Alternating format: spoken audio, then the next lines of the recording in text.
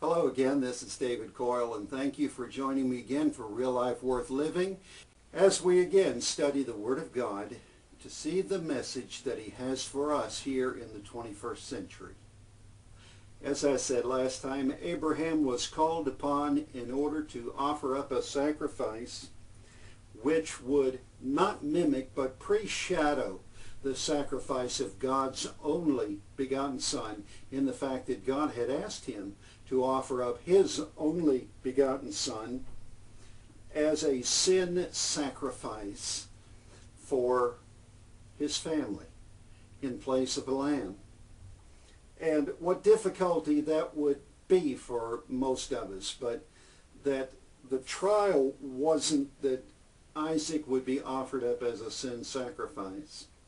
The trial was that Abraham would obey, and that his faith would be such as would be strong enough to even seek to carry out the will of God, even though God asked him an impossible thing. God asked him what seemed to be a heartless thing. God asked him to do something that seems to all of us in the human mind as a betrayal of his faith toward God. And yet, he understood God much better than most of us do. He understood the request. He understood the nature of God. He understood the relationship that he had with God. He understood the fact that God had called him to other missions, to make other sacrifices, his homeland, and of creature comforts, and of his wealth, and other things, in order to come into a place that was not established and was not built up and was rugged and wilderness in comparison to where he had been.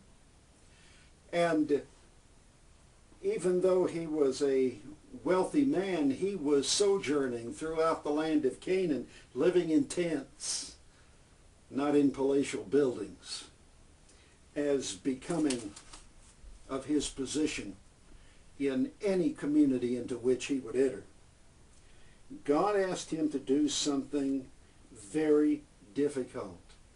But as I said before, God knew his man. He knew Abraham. He knew his heart. He knew his faith. And it tells us here in verse 17 in Hebrews chapter 11 that what it is that God had asked him to do. By faith Abraham, when he was tried, offered up Isaac. And you say, wait a minute, that's wrong. He didn't offer up Isaac. He did in his heart. He had committed his son, Isaac, to the altar of sacrifice, to be the sacrificial oblation that God had required him to be. And in his heart, he was as good as offered up. And in God's heart, and in God's mind, that echoed. Abraham's sentiments echoed. And God, too, considered him offered up upon the altar of sacrifice. And he that had received the promises that his son would be the father of nations, and that all of the promises of a future would be through his lineage, through his son Isaac. And now here's God asking him to offer him up as a sacrifice upon the altar, his only begotten son. God had not desired to use his servant Eliezer. God had not desired to use Ishmael, the older son, from the handmaid, but to use the son that had come through his lawfully wedded wife Sarah, and through his lineage then would come the promises and the blessings. And yet here is God asking him to offer up that son as a sacrifice upon the altar. And Abraham's response was not to quibble, not to argue, not to ask for clarification. His response was to take his son and the firewood and load up the ass and take 2 servants and go out into the wilderness to a place that God had yet not shown him, to a specific spot on a specific mountaintop where he was to build his altar and offer up his sacrifice. And he took Isaac with him to do that.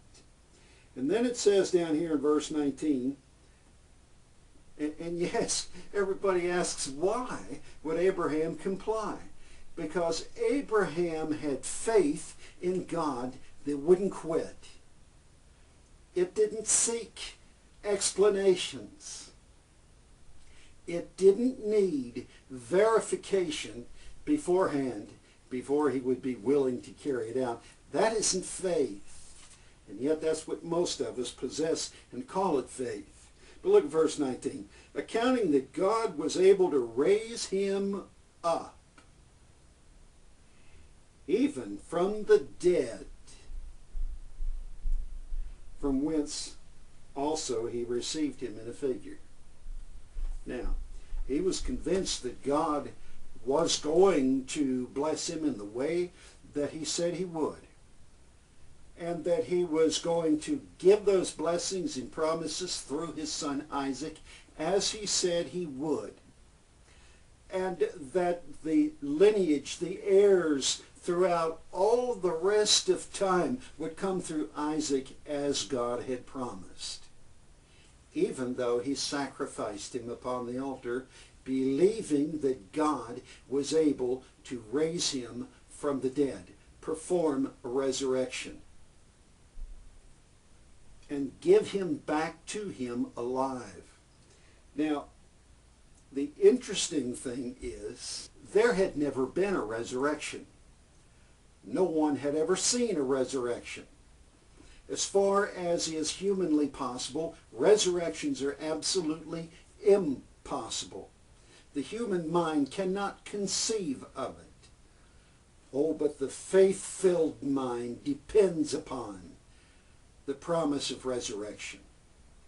And Abraham was convinced that God was able to raise his son from the dead and give him back to him alive. Let's look at the background story here, or the backstory, which is found over in Genesis chapter 22. Genesis chapter 22, where we have a more lengthy accounting other than just 3 verses. We have the summation in Hebrews 11, but we have the accounting of the facts in Genesis 22. And it came to pass after these things that God did tempt Abraham and said unto him, Abraham, and he said, Behold, here am I. And he said, Take now thy son, thine only son, Isaac, whom thou lovest, and get thee into the land of Moriah, and offer him there for a burnt offering upon one of the mountains which I will tell thee of. And Abraham rose up early in the morning and saddled his ass, and took 2 of his young men with him, and Isaac his son, and clave the wood for the burnt offering, and rose up and went into the place which God had told him. Then on the 3rd day Abraham lifted up his eyes, and saw the place afar off. And Abraham said unto his young men, Abide ye here with the ass, and I and the lad will go yonder and worship, and come again to you. Maybe you didn't catch that when I read through it the first time, but listen to this. Abraham said unto his young men, Abide ye here with the ass. Now listen to this next phrase. And I and the lad will go yonder and worship, and come again to you. He fully expected to offer his son. He fully expected that he and his son would return to the young men and the ass. And Abraham took the wood of the burnt offering and laid it upon Isaac his son, and he took the fire in his hand and a knife, and they went both of them together.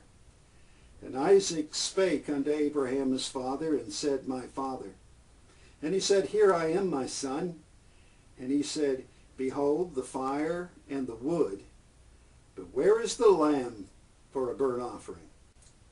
And Abraham said, My son, God will provide himself a lamb for a burnt offering. So they went both of them together. And they came to a place which God had told him of. And Abraham built an altar there and laid the wood in order and bound Isaac his son and laid him on the altar upon the wood. And Abraham stretched forth his hand and took the knife to slay his son. And the angel of the Lord called unto him out of heaven and said, Abraham, Abraham. And he said, Here am I. And he said, Lay not thine hand upon the lad, neither do thou anything unto him, for now I know that thou fearest God, seeing thou hast not withheld thy son, thine only son, from me. And Abraham lifted up his eyes and looked, and behold, behind him a ram caught in a thicket by his horns. And Abraham went, and he took the ram, and he offered him upon the burnt offering in the stead of his son.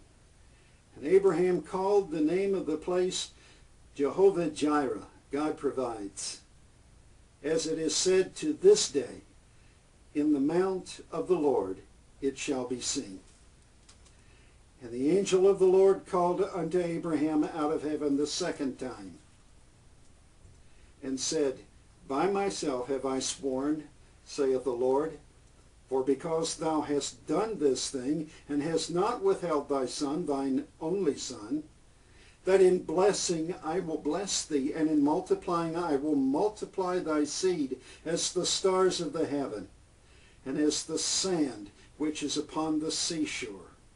And thy seed shall possess the gate of his enemies, and in thy seed shall all the nations of the earth be blessed, because thou hast obeyed my voice. So Abraham returned unto his young men, and they rose up and went together to Beersheba, and Abraham dwelt at Beersheba. Now this is a wonderful story, a miraculous story. It is a tremendous story of faith, of obedience, of understanding the nature of God, the promises of God, the will of God, the righteousness of God, the grace, the mercy of God. It is an understanding of a man who knew his God personally and knew what God expected of him and knew exactly what he needed to do in order to please God, in order to carry out his will, and still have the faith to know that God would carry out the full plan. No matter what happens today, today is only a small element in the big picture of forever. And when God has determined to do something in the face of eternity, the specks on today don't count. God has taken those into account. He has planned for every one of them. He has planned for every downward turn. He has planned for every disappointment. He has planned for every hardship. He has planned for every difficult decision that we have to make. He has planned every item of every life of every believer forever. Now that's a lot of evers. What he required of Abraham was simply to trust and to obey. Abraham believed God's power. Abraham believed God, and it was counted to him for righteousness.